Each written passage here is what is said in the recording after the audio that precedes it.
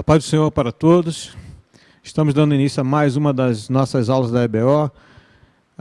Estamos fazendo a parte 2 da carta de Paulo aos Romanos, no capítulo 11. Já demos a primeira parte na outra aula. Estamos dando continuidade a essa aula. E a você que está nos assistindo, se for pela manhã, bom dia, pela noite, boa noite, ou de madrugada, que Deus também fale ao seu coração. Da mesma forma como Deus esclareceu a luz de Deus a Paulo sobre essa revelação, que chegue também até o seu coração essa revelação. E como nós falamos, os capítulos 9, 10 e 11 são capítulos parentéticos, ou seja, eles se intercalam falando sobre o futuro de Israel, a rejeição de Israel, a entrada dos gentios no plano de salvação de Deus. E foi o que nós falamos na outra aula. E nessa aula estaremos falando mais especificamente do futuro de Israel, do futuro da nação de Israel. E nós já falamos na aula passada sobre a rejeição de Israel, que ela não é total e nem final, que fique bem claro isso. Não é total porque, como o próprio apóstolo Paulo ele trouxe o que Elias, aquele questionamento de Elias, que só existia ele, e o Senhor falou para Elias: Elias, não, existe mais um remanescente que não se dobrou a Baal. E por causa desse remanescente, essa rejeição não é total. Até os dias de hoje existe esse remanescente, nós vimos isso no capítulo 11, do versículo 1 ao 10. E, ou seja, porque o livre-arbítrio ainda continua agindo. E não é final, por quê? Porque uma vez completo o número de gentios, que foi a revelação dada por Deus a Paulo, dentro da igreja, Deus enviará o Redentor, que levará a nação inteira à condição de bem-aventuranças e glórias mileniais, preditas pelos profetas. Isso aí, do versículo 11 ao versículo 36. Nação inteira, ou seja, aqueles que se arrependerem e reconhecerem a salvação pela fé e não por obras. E nós vimos que Paulo ele foi fazendo seus questionamentos nesse capítulo e respondendo a esses questionamentos, trazendo a revelação que Deus havia lhe dado. E nós vemos que surge esse questionamento: Deus abandonou Israel? Talvez seja esse questionamento, temos a igreja hoje, os gentios, Deus abandonou Israel? Versículo 12, só para a gente recapitular, no versículo 12 ele diz: ora, se a transgressão deles resultou em riqueza para o mundo, e a diminuição deles resultou em riqueza para os gentios, quanto mais a plenitude deles. Quem seria deles? Israel. Então, ou seja, se a transgressão deles resultou em riqueza para o mundo, a diminuição deles resultou em riqueza para os gentios, quanto mais a plenitude deles. Então guardem bem essa palavra plenitude. E o versículo 15 diz assim: porque se o fato deles terem sido rejeitados trouxe reconciliação ao mundo, que será o seu restabelecimento, senão vida dentre os mortos? Ou seja, será algo muito maior. Se a rejeição, a queda deles trouxe isso para os gentios, quanto mais a sua plenitude. E nós vemos que existem textos no Antigo Testamento que já abordavam esse tema, apontavam para essa revelação que Paulo trouxe para nós. E que nós falamos na aula passada, que nós éramos jambuzeiros bravos. E a nação de Israel era real, ou seja, natural, da oliveira verdadeira, que foram quebrados para que nós pudéssemos ser enxertados. Mas vemos aí, eu quero que você abra sua Bíblia em Isaías 60. Então lá como já fala a nação de Israel como ramos ligados à oliveira verdadeira que é o Senhor. Isaías 60, 21, diz assim: Israel é a oliveira que Deus plantou, todos os do seu povo serão justos e para sempre herdarão a terra. Serão renovos que eu plantei, obra das minhas mãos, para que eu seja glorificado. Ou seja, Deus será glorificado nesses ramos que são verdadeiros, que é a nação de Israel que Deus plantou, a oliveira que Deus plantou. Isaías 61, 3. e a pôr sobre os que choram em Sião uma coroa em vez de cinzas, óleo de alegria em vez de pranto, manto de louvor em vez de espírito angustiado. Eles serão chamados carvalhos de justiça, plantados pelo Senhor para a sua glória. Então, ora, se as raízes e o tronco da árvore pertencem a Deus, também os ramos igualmente.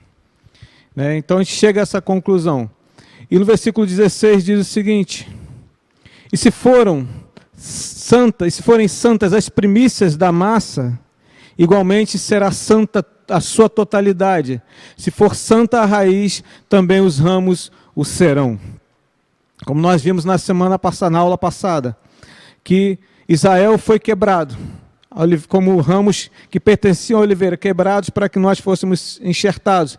E esses ramos que foram quebrados serão reenxertados na oliveira, para que sejam santos. Se a raiz é santa, se o tronco é santo, a raiz é santa, os ramos que estão ligados ali também são santos. E nós vimos que Israel ele não conseguira entender esse plano de salvação, onde que os gentios seriam inseridos na oliveira.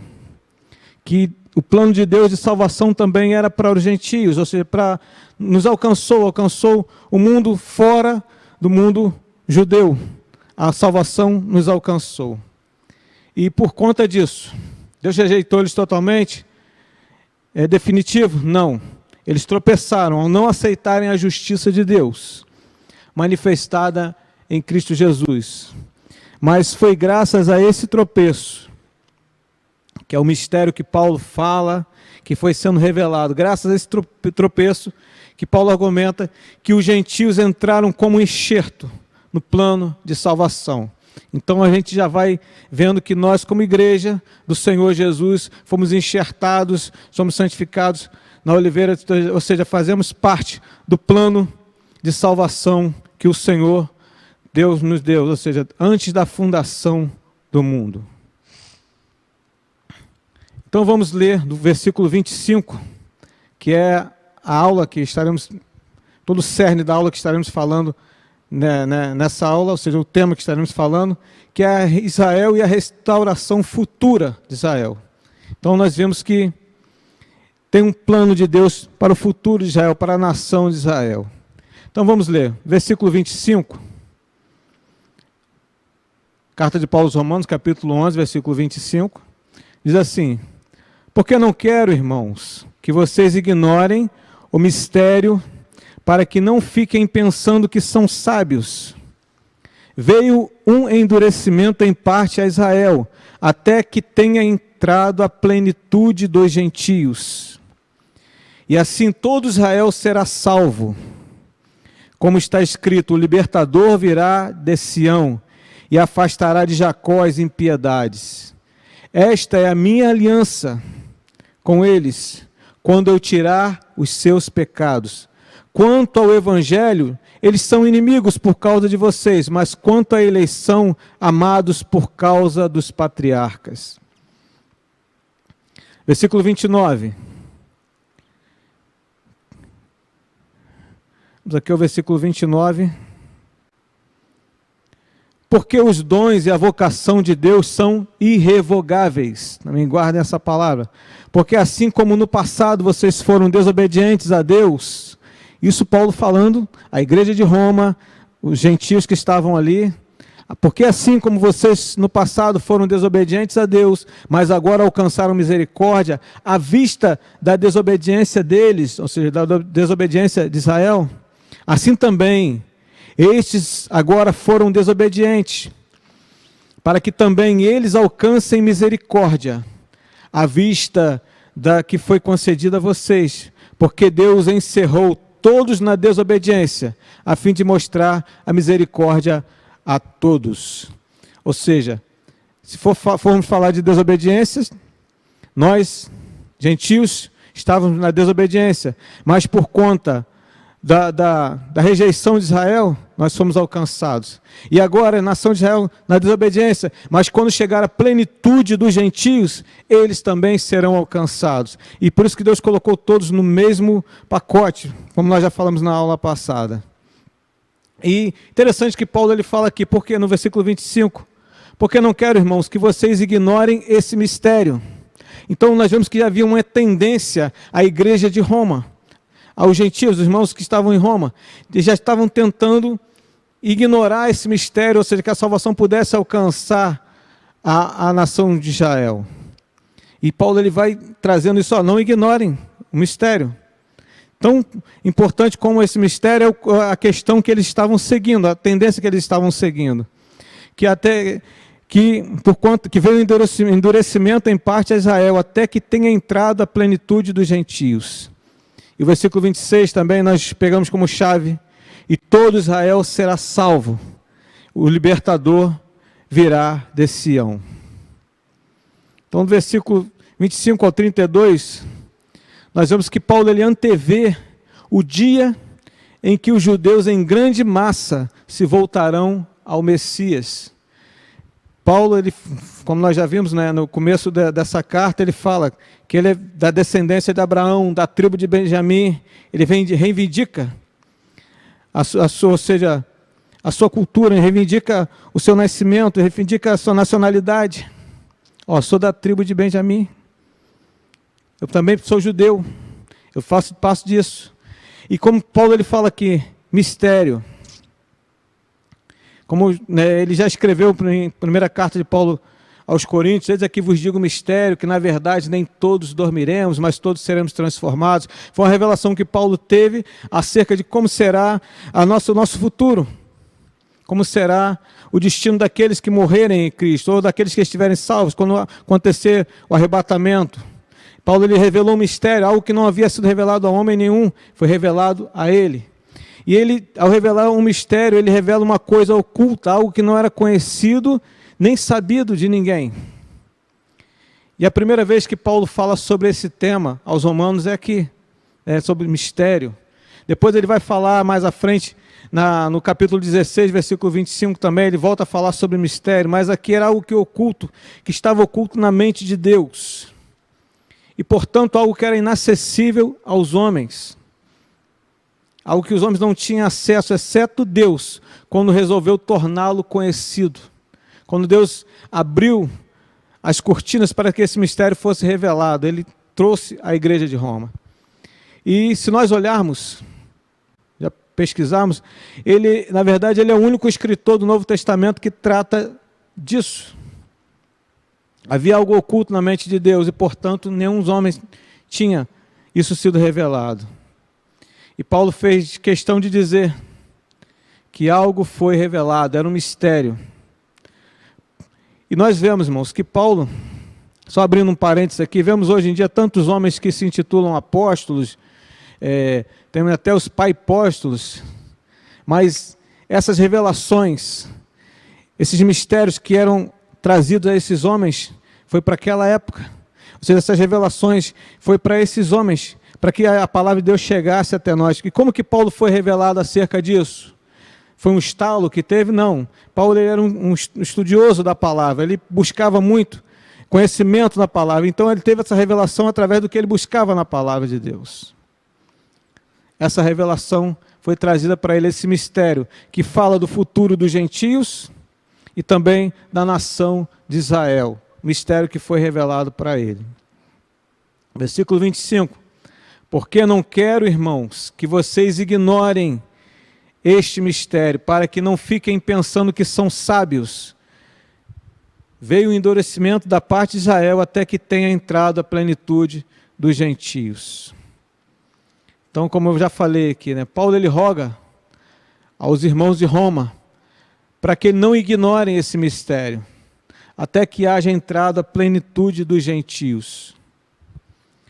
Essa expressão declara o fato de que, enquanto os judeus são graciosamente incluídos individualmente, se você perguntar, Gilberto, mas hoje em dia tem judeu que aceita a Cristo? Sim, individualmente. Tem judeus que aceitam. Mas não nacionalmente, ou seja, essa salvação abrangente, que será total. Nós veremos lá na frente que Paulo ele fala sobre isso posteriormente, quando houver alcançado a plenitude dos gentios. Quanto a Quando esses chegarem à plenitude, então ele se voltará para Israel na sua fidelidade pactual. Foi o que Paulo falou. Quanto ao Evangelho, eles são inimigos. Mas quanto ao pacto que Deus tem com a nação de Israel, aos patriarcas, eles são amados. Então até hoje esse pacto prevalece, as alianças foram feitas à nação de Israel. Então vamos ver em Atos 15, capítulo 15, versículos do 14 ao 17, que diz assim, ó, Atos capítulo 15, versículos 14 a 17, Simão acaba de relatar como primeiramente Deus visitou os gentios, a fim de constituir entre eles um povo para o seu nome. Então vemos aqui, que já é isso trazido em Atos capítulo 15, versículo 14. Simão acaba de relatar como, primeiramente, Deus visitou os gentios, a fim de constituir entre eles um povo para o seu nome. Versículo 15. Com isso concordam as palavras dos profetas, como está escrito. Depois disso, voltarei e reedificarei o tabernáculo caído de Davi. Reedificarei as suas ruínas e o restaurarei. Versículo 17, para que o restante da humanidade busque o Senhor, juntamente com todos os gentios, sobre os quais tem sido invocado o meu nome. Então nós vemos aqui, no livro de Atos, como é que fala acerca desse mistério, também que Paulo havia sido revelado. E continua até a plenitude dos gentios. E como é que é esse plano, esse mistério, como é que funciona, qual é a mecânica desse mistério? Então nós já vimos na aula passada, estamos fortalecendo mais ainda agora nessa aula. Primeiro, os gentios são convocados, primeiros pelo Evangelho para fazerem parte da igreja em sua plenitude. Que nós sabemos que a igreja começou com os apóstolos, mas depois ela chegou aos gentios, alcançou os gentios por causa da dureza de coração de Israel, por causa da maldade que existia no povo, mataram os profetas, mataram o próprio Filho de Deus, e esse chegou aos gentios. Então, primeiro pelo Evangelho, para fazerem parte da igreja, os gentios foram convocados. Vamos ler em Efésios, capítulo 1, versículo 23. A qual é o seu corpo, a plenitude daquele que a tudo enche em todas as coisas. Então, o próprio Paulo aqui escrevendo os Efésios, ele fala sobre a plenitude. A qual é o seu corpo, a plenitude daquele que a tudo enche em todas as coisas.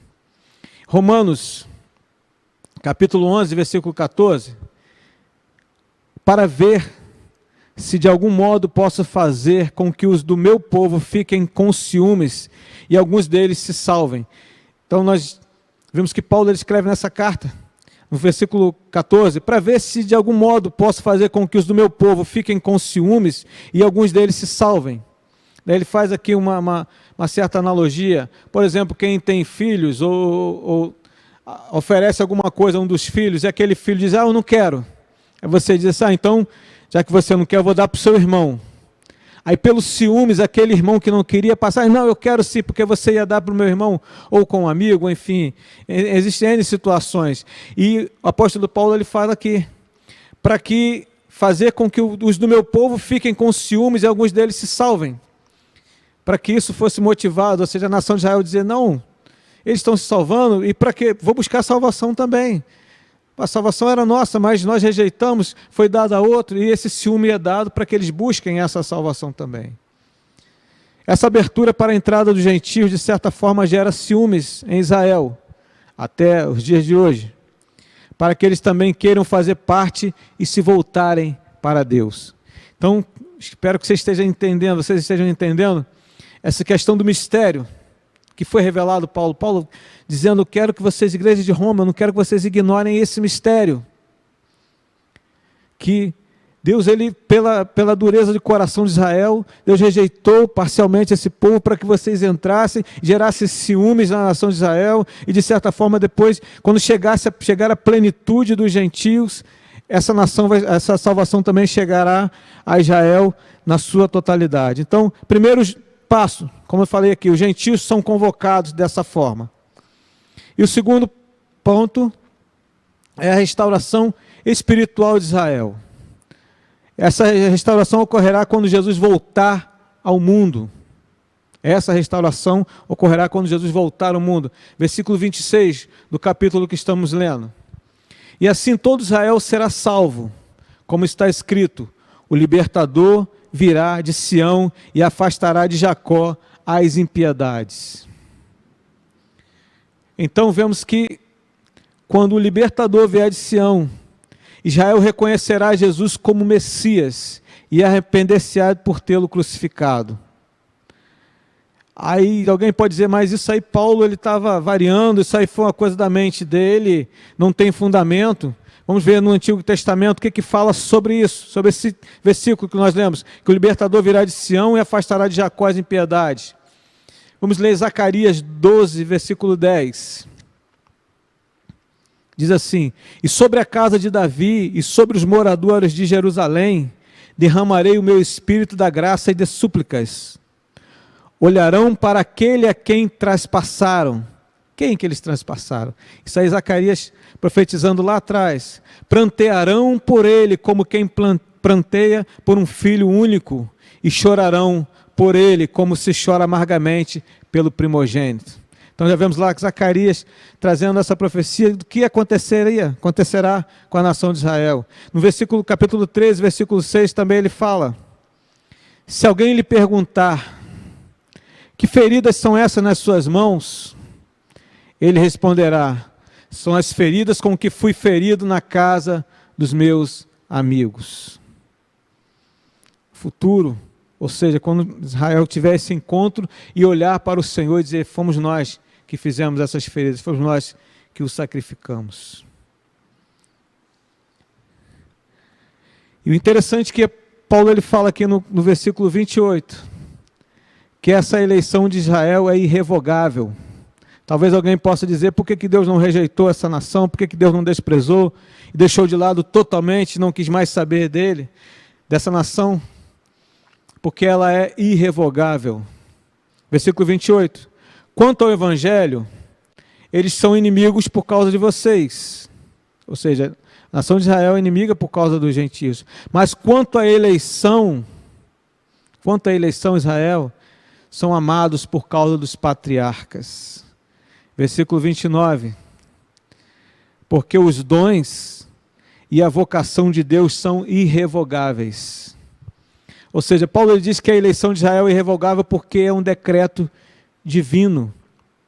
Mesmo sendo os judeus indiferentes ao Evangelho, não importa, pois os conselhos divinos são incondicionais. Assim que quanto ao Evangelho, são inimigos por causa de vós, mas quanto à eleição, amados por causa dos pais, ou seja, por causa dos patriarcas, porque os dons e a vocação de Deus são sem arrependimento. Ou seja, então por causa da promessa que Deus fez aos pais lá, Abraão, Isaac, Jacó, Israel continua sendo o povo escolhido. Vamos ler Hebreus 6, 13, 18. O que o escritor aos Hebreus fala sobre isso? Sobre essa fidelidade de Deus, sobre ser irrevogável essa condição de Israel. Versículo 13, Hebreus 6, 13 diz assim, vamos ler do 13 ao 18. Pois quando Deus fez a promessa a Abraão, visto que não tinha alguém superior por quem jurar, jurou por si mesmo. Olha que coisa tremenda. Dizendo, certamente eu o abençoarei e multiplicarei os seus descendentes. Versículo 15, e assim, depois de esperar com paciência, Abraão obteve a promessa, porque as pessoas juram pelo que lhes é superior, e o juramento, servindo de garantia, põe fim a toda discussão. Como Deus não existe ninguém superior a ele, ele jurou por si mesmo. Por isso Deus, quando quis mostrar com mais clareza aos herdeiros da promessa que o seu propósito era imutável, confirmou-o com um juramento. Ele fez isso para que, mediante duas coisas imutáveis nas quais é impossível que Deus minta. Nós que já corremos para o refúgio, tenhamos forte alento para tomar posse da esperança que nos foi proposta. Então vemos que é impossível que Deus minta. É irrevogável, a promessa foi dada, ele jurou por ele mesmo que não existia nada além dele, acima dele, para que pudesse ser feito esse juramento. Então é irrevogável, essa promessa permanece ainda à nação de Israel. E Paulo, ele lança, como falei aqui, os olhos dele ao passado, para as promessas feitas a Israel. E Isaías, ele traz um texto que fala sobre isso, a conversão em massa dos gentios. Que é esse mistério que nós falamos que foi revelado a Paulo aqui. Né? Todo esse processo, essa arquitetura, como foi planejada essa engenharia que Deus fez para que a salvação chegasse à nação de Israel. Primeiro passando pelos gentios, nós sendo enxertados, e depois a nação de Israel, que esses galhos que foram quebrados, serão reenxertados na oliveira verdadeira. Então essa conversão em massa significa que Deus não repudia as palavras dos profetas no Antigo Testamento, mas só quando os gentios forem convertidos é que o foco da história voltará a se concentrar em Israel. Aí talvez você me pergunte, Gilberto, mas quantos gentios? Como vai ser? Qual é esse número? Não sei, isso aí está na mente de Deus, só Deus sabe. Isaías 59, 20. Olha a promessa que Deus tem e mostra que é irrevogável essa promessa. Isaías 59, profeta messiânico, que ele fala que o Redentor virá a Sião, e os de Jacó que se converterem, diz o Senhor. Jeremias 31, profeta Jeremias 31, vamos ler aqui do 33.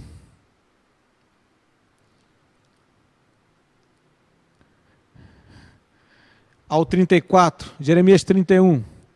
Porque esta é a aliança que farei com a casa de Israel. Depois daqueles dias, diz o Senhor, na mente lhes imprimirei as minhas leis, também no seu coração as inscreverei. Eu serei o Deus deles e eles serão o meu povo.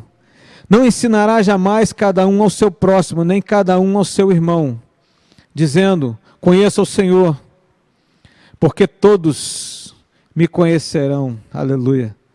Desde o menor até o maior deles, diz o Senhor. Pois perdoarei as suas iniquidades e dos seus pecados jamais lembrarei. Promessa também falada sobre Jeremias acerca disso. Dessa restauração de Israel.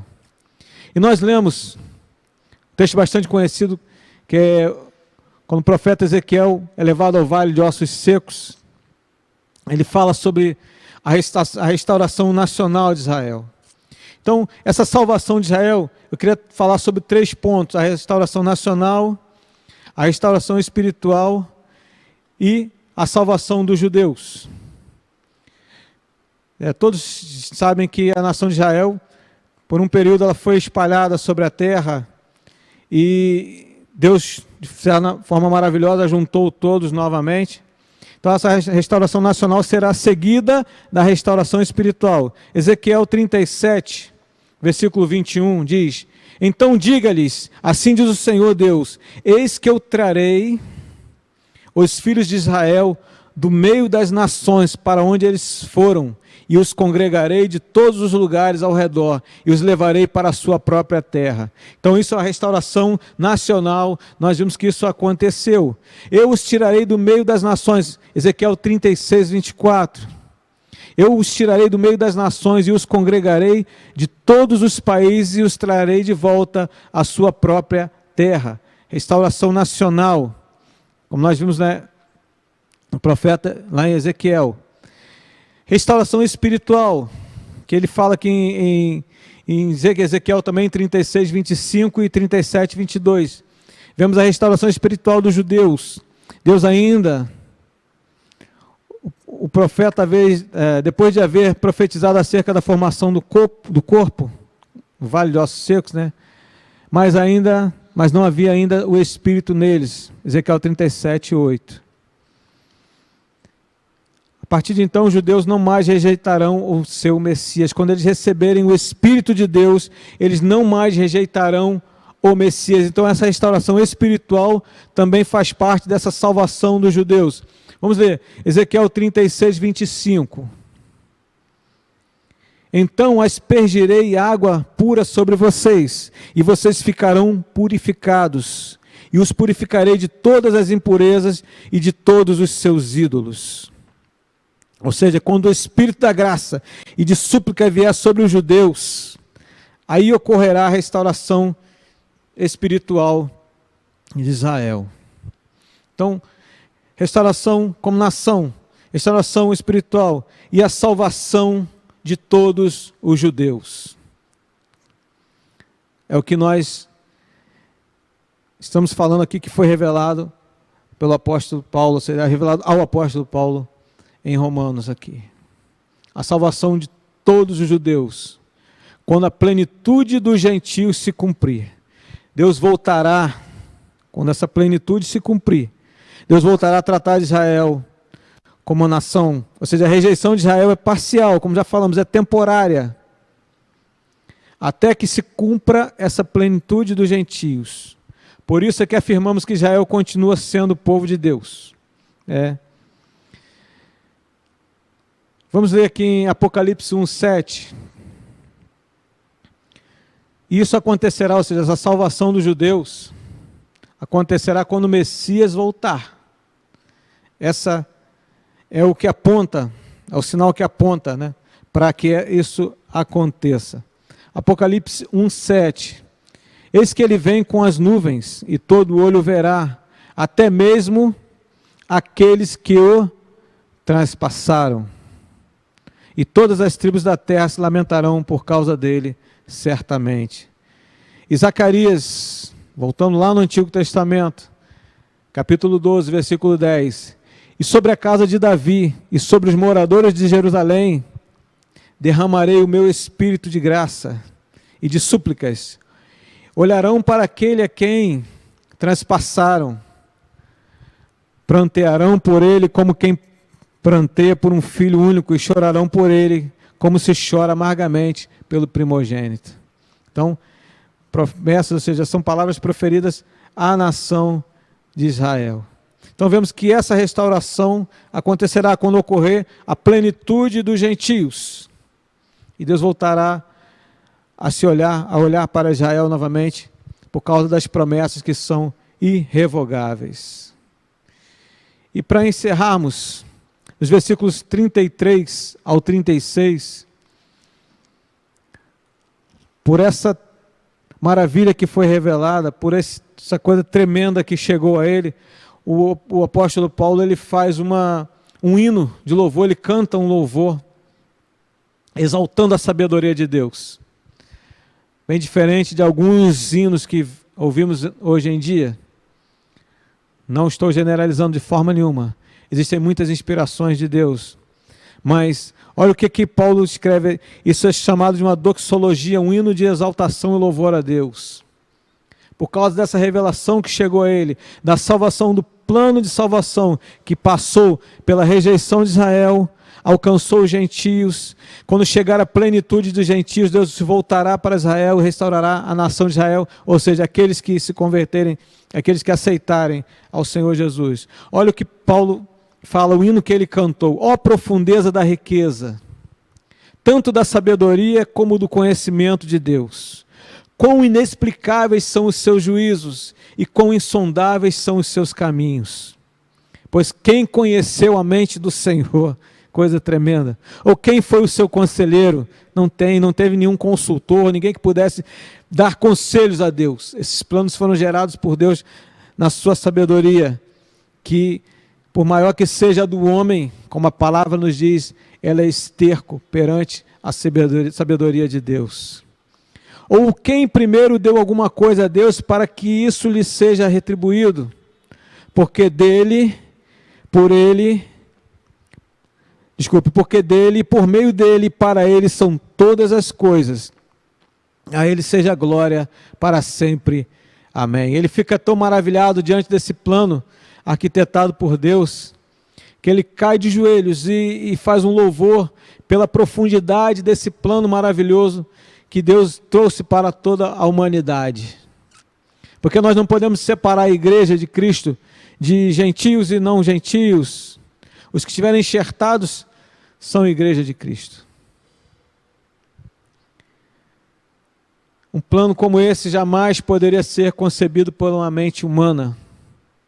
A salvação dos gentios mediante a queda de Israel, a vinda do Messias, a salvação pela fé e não pelas obras, foi o que Israel tentou fazer com que alcançasse a salvação por meio de obras, e Deus colocou todos na mesma patamar de desobediência. Não, a salvação é pela misericórdia, ou seja, é pela fé. A desobediência de vocês, eu venho com misericórdia e salvo. Ele reconhece que homem algum poderia colaborar para a elaboração desse plano, por isso que ele faz esse louvor. Quem seria o seu conselheiro? Todo esse plano foi concebido na eternidade, como nós já aprendemos, que antes de tudo, o plano de salvação já estava arquitetado para nós. Então, por meio dele, por ele e para ele são todas as coisas. Então, por mais que alguém tente dizer, mas não há esperança para Israel, de forma nenhuma, fora do Senhor Jesus. Somente no Senhor Jesus é que existe essa salvação para Israel. Então, em todo caso, nós vemos que o arrependimento e a fé, arrependimento e fé, arrependimento e fé, são os caminhos que darão acesso ao portão da graça de Deus.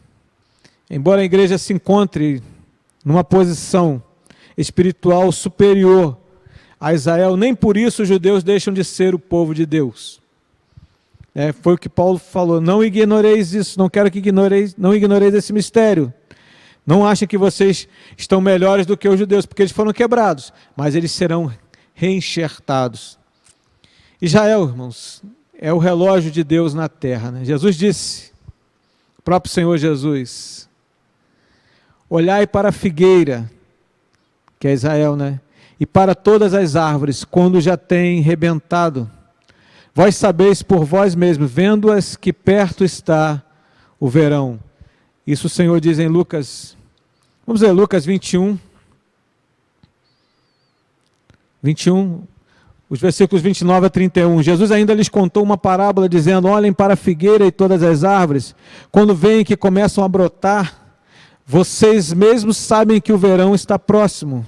Assim também, quando vierem a acontecer essas coisas, saibam que está próximo o reino de Deus. A figueira, Israel, as palavras de Jesus nos conscientizam que quão próximo está o verão, pois a figueira está brotando. A restauração nacional, como nós já falamos, começou quando ocorrer essa espiritual e a nação de Israel voltar-se para Deus, né? E o Senhor Jesus voltar. Aí que eles reconhecerão que foram eles que transpassaram o Senhor. Então os ramos naturais, que eram os judeus, foram quebrados por Deus por causa da incredulidade. A nação de Israel foi cortada como os ramos ruins são cortados de uma árvore boa. Dessa forma, isso tudo foi revelado ao apóstolo Paulo. Inimigos quanto ao evangelho, mas amados quanto à promessa feita aos patriarcas. Israel fazia parte da oliveira boa que é Cristo, mas vindo a nação judaica, né, o Senhor veio, mas eles não creram. Naturalmente, eles seriam os primeiros a produzir os frutos, mas Deus veio, cortou, quebrou, porque eles não creram. E nós, quando chegar a essa plenitude dos gentios, quando chegar a esse número, a esse ponto que o Senhor quer, chegará o tempo também de Israel. Se nós que éramos oliveiras bravas, fomos enxertados facilmente, quanto mais eles que já faziam parte dessas promessas. Mas que abramos os nossos olhos, porque da mesma forma que os gentios, a nação de Israel foi quebrada pela desobediência, nós também podemos ser. Individualmente, devemos buscar a nossa salvação e andarmos de acordo com aquilo que Deus quer para nós. Então, todo Israel, quando fala que todo Israel, ou seja, também fique bem claro isso, quer dizer dos judeus que se converterem, aqueles que aceitarem ao Senhor Jesus. E o interessante que nós entendemos aqui é que por causa da desobediência de Israel, a salvação chegou aos gentios. E diferente disso é por causa da misericórdia demonstrada para com os gentios, se cumprirá o plano divino de salvação para Israel. Por causa da desobediência de Israel, a salvação chegou a nós. Mas quando se cumprir o plano de Deus, da misericórdia de Deus em nós, gentios, essa salvação também chegará a Israel, por caminhos diferentes, mas chegará à nação de Israel.